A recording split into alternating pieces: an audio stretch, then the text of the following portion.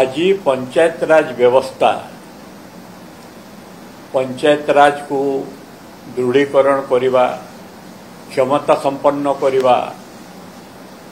महिला पछुआ जाति आदिवासी हरिजन समस्त स्थान संरक्षण करने ये सबुरे सबुठु बड़ अवदान होची स्वर्गत प्रधानमंत्री श्रीयुक्त राजीव गांधी एवं तांको अमल रे जो 73rd एमेंडमेंट होता जोटा परवर्ती अवस्था 1993 रु लागू है एवं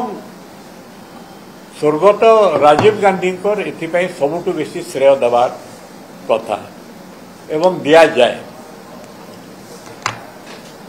एवं एप्रिल 24 सर्वभारतीय स्तर रे पंचायत दिवस रूपे पालन हो आसुला किंतु ओडिशा रे जेतेबेले बिजु जनता दल सरकार स्थापित थला सेमाने एथिरे परिवर्तन करी स्वर्गत प्रभात पुरुष श्रीयुक्त बिजु पट्टनायक जहाँकर मध्य पंचायत राज गठन करिबारे ओडिशा रे शक्तिशाली करिबारे महिला संरक्षण देवारे यथेष्ट अवदान थिला तांको जन्मतिथि को पंचायत राज दिवस रूपे घोषणा कले एवं से दिवस को छुट्टी दिवस रूपे पालन कले।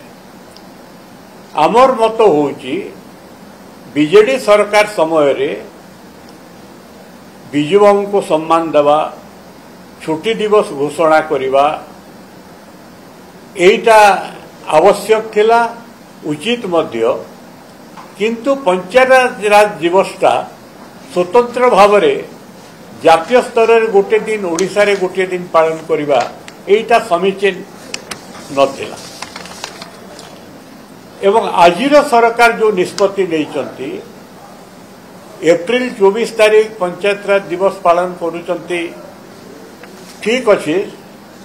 किंतु वर्षक आगु कैलेंडर प्रस्तुत होती बिजु बाबू जड़े प्रभात पुरुष एवं बिजु पट्टनायक इंटरनेशनल एयरपोर्ट जो नामकरण सेटा भी स्वर्गत प्रधानमंत्री अटल बिहारी वाजपेयी देइथिले तेणु तांको सम्मान जणाइबा उद्देश्य रे 5 तारीख दिन मार्च 5 बिजु बाबू जयंती दिन छुट्टी घोषणा करितवाटा उचित होता एक तांको प्रति उपयुक्त सम्मान होता सेटा को बातिल करिबा आजिर जो बीजेपी सरकार ओडिशा रो तांकर गोटे हीनमान्यता परिचय दौची सेटा को आमे समर्थन करूना बिजु पट्टनायक